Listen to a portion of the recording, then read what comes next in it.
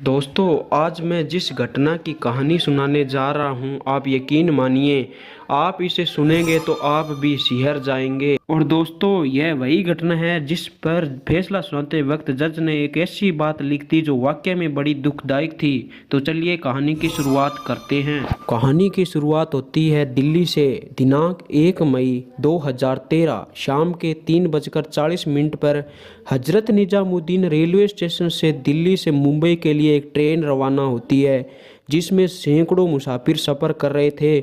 और इन्हीं मुसाफिरों में से एक प्रीति राठी, जिसकी उम्र 23 वर्ष थी, वो भी इस ट्रेन के अंदर यात्रा कर रही थी, जो दिल्ली के नरेला इलाके में रहती थी। प्रीति राठी दिखने में बहुत ज़्यादा सुंदर थी और सभी के साथ बड़े प्यार से बात किया करती थी। प्रीति पढ़ाई में बहुत ज़्यादा होशियार थी, जिस कारण उसकी जॉब सेना में बतौर नर्स लग गई। इसीलिए वह मुंबई इसी नौकरी को ज्वाइन करने के लिए जा रही थी। उस रात उसके साथ ट्रेन में उसके पापा व उसकी मौसी साथ थे, लेकिन ये तीनों एक खबर से अनजान थे कि उनके साथ उसी डब्बे के अंदर एक ऐसा शख्स था जो अपना चेहरा छुपाए हुए उनकी सीट से कुछ ही दूरी पर बैठा था, जिसकी नज़र इन तीनों पर थी। और उसने अपना चेहरा इसीलिए ढक रखा था कि कहीं ये उनको पहचान न ले और वह पकड़ा न जाए। काश वो पकड़ा जाता तो इतना बड़ा दिल दहला देने वाला कांड न होता। जब प्रीति रात को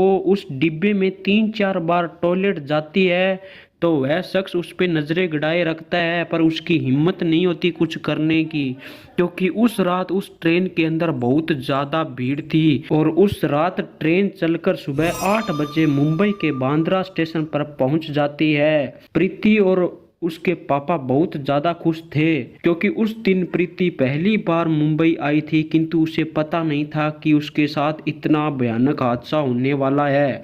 इसके बाद वे तीनों ही स्टेशन पर उतरने के बाद चलने लगते हैं, परंतु प्रीति अपनी मौसी व अपने पापा से कुछ कदम पीछे रह जाती है, क्योंकि प्रीति नई जगह को देखकर अपने सपनों के बारे में सोचने लगी। तभी उसे एहसास होता है कि वह अपने पापा व मौसी से बहुत ज़्यादा पीछे रह गई है। तब वह अपनी स्पीड तेज करती है। तभी उसके कंधे पर पीछे से किसी ने हाथ रखा। तभी प्रीति पलट कर पीछे देखती है तो एक लड़का, जिसका चेहरा पूरी तरह से काले कपड़े से ढका हुआ था और उसके हाथ में एक च्यवनप्राश का डिब्बा दिखाई देता है। प्रीति कुछ समझ पाती इससे पहले वह लड़का उस डिब्बे में से वह पानी जैसा चीज को प्रीति पर फेंक देता है और वह चीज प्रीति के मुंह व बदन पर फैल जाती है। कुछ ही छिंटे पास चल रहे पैसेंजर वह उसके पापा व उसकी मौसी पर जा गिरते हैं और ये सब कुछ मात्र कुछ ही सेकंड में हो गया। और वह कुछ समझ पाती उससे पहले ही प्रीति के चेहरे पर जलन होने लगती है तथा उसकी आंखों में बहुत ज्यादा दर्द होने लगता है तथा वह लड़का वहां से भाग जाता है। तभी प्रीति को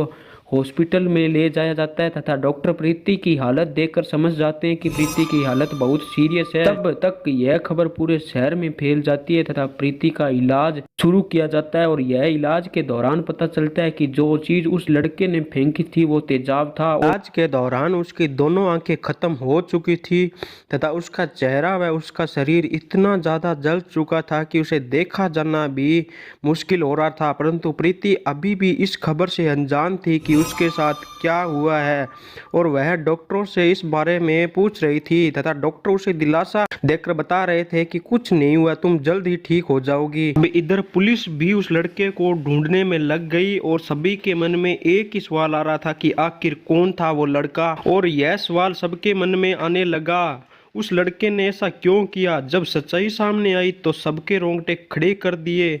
जब प्रीति को हॉस्पिटल में पूछा जाता है तो उसने बताया कि उससे सही से देख नहीं पाई कि वह कौन था और उसके बाद प्रीति की हालत और ख़राब होती जा रही थी। तभी प्रीति को मुंबई के 3 अलग अलग हॉस्पिटल में ले जाया गया।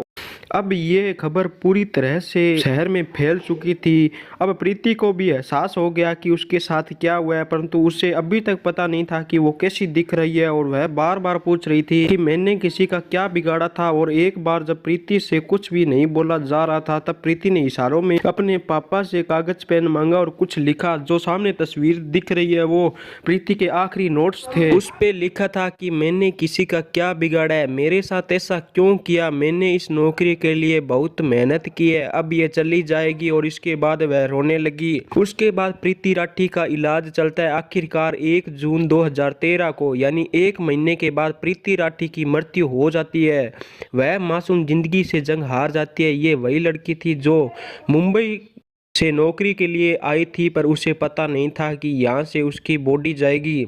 अब ये खबर पूरे शहर में आग की तरह फैल चुकी थी और पूरा शहर उसके माँ बाप के साथ इकट्ठा होकर न्याय की गुहार लगा रहे थे। अब पुलिस भी उस लड़के की तलाश में लग चुकी थी कि आखिर कौन था वो लड़का और उसने क्यों किया ऐसा। तभी रेलवे कर्मचारियों को प्लेटफॉर्म पर लगे कैमरे के व्यूज मिलते हैं, पर उस जगह के तो व्यूज नहीं मिलते, परंतु कैमरे में एक लड़के की चाल कुछ अलग थी। तो पुलिस को उस पे शक हो जाता है। पुलिस उस लड़के के चेहरे को पहचानने के लिए बहुत प्रयास करती है, परंतु वो नाकाम रहते हैं क्योंकि 2013 में कैमरे में इतनी फैसिलिटी नहीं थी। अब इस बात को बीतते हुए 3 से 4 महीने हो चुके थे, कोई सबूत नहीं मिला और अब लोगों का गुस्सा भड़कने लगा। तभी पुलिस ने ये केस मुंबई क्राइम ब्रांच को सौंप दिया और मुंबई क्राइम ब्रांच पहुंच जाती है दिल्ली के नरेला प्रीति के घर। अब मुंबई क्राइम ब्रांच उसके घर पहुंच चुकी थी और उसके आसपास वह घर से पता करती है, लेकिन कुछ पता नहीं चलता। तभी पुलिस जब प्रीति राठी के घर के बाहर खड़ी थी, तभी पुलिस को बाहर एक लड़का दिखाई देता है जिसका नाम अंकुर पवार था। वह उसकी उम्र 23 साल थी। पुलिस उससे पूछताछ करती है तो वह लड़का लड़खड़ा रहा था तथा अपने बयानों में कुछ गड़बड़ कर रहा था, तो पुलिस को उस पे शक हो जाता है। तभी प्रीति राठी की सहेली ने पुलिस को बताया था कि ये अंकुर पवार प्रीति को मारने की धमकी दे रहा था और कहा कि ये तुम्हें मुंबई में देख लूंगा। इसके बाद पुलिस अंकुर की कॉल डिटेल निकलवाती है, तो पुलिस को पता चलता है कि अंकुर उस दिन मुंबई में था और पुलिस का शक सही निकला। वह अंकुर को तुरंत गिरफ्तार कर लेते हैं और उससे पूछताछ की जाती है। तो पहले तो वह कुछ नहीं बताता, जब पुलिस अपने तरीके से पूछती है तो वह सब कुछ बता देता है और आप भी जानकर एकदम हक्के बक्के रह जाओगे। दरअसल अंकुर ने प्रीति पर तेजाब इसलिए फेंका क्योंकि प्रीति ने अंकुर के साथ शादी करने से मना कर दिया और अंकुर प्रीति से ही शादी करना चाहता था। इसके साथ उसने बताया कि प्रीति पढ़ाई में होनहार थी, जिसके चलते उससे अंकुर से पहले नौकरी मिली, जिसकी तरक्की से अंकुर जलने लगा। और ये कहानी इसी तरह से थी। जब प्रीति दिल्ली से मुंबई जा रही थी तो अंकुर भी उसी ट्रेन में चढ़ जाता है और चमनप्राश के डिब्बे में तेजाब रख लेता है। वह प्रीति पर ट्रेन में ही तेजाब फेंकने वाला था, परंतु उस रात उस बोगी में भीड़ ज्यादा थी और वह उस पे तेजाब फेंक नहीं पाया, जिसके चलते वह प्रीति के पीछे मुंबई तक चला जाता है। उसके बाद यह केस हाई कोर्ट में चलता है और अंकुर पवार को फांसी की सजा दी जाती है। यह हिंदुस्तान का पहला केस था जिसमें तेजाब फेंकने पर फांसी की सजा दी गई हो। उसके बाद इस फांसी की सजा को उम्र भर की सजा में बदल दिया जाता है। सजा देने वाले जज ने एक ऐसी बात लिख दी जिसे जानकर आप भी हैरान हो जाओगे। उस जज ने कहा कि वह बच्ची 30 दिन इसलिए जिंदा रही थी कि उसने अपना चेहरा शीशे में नहीं देखा। अगर वह पहले दिन ही अपना चेहरा शीशे में देख लेती तो पहले दिन ही मर जाती। अगर आपको ये कहानी अच्छी लगी हो तो चैनल को सब्सक्राइब जरूर करें और अंत तक वीडियो देखा हो तो प्लीज़ इस वीडियो को लाइक भी जरूर करें। धन्यवाद।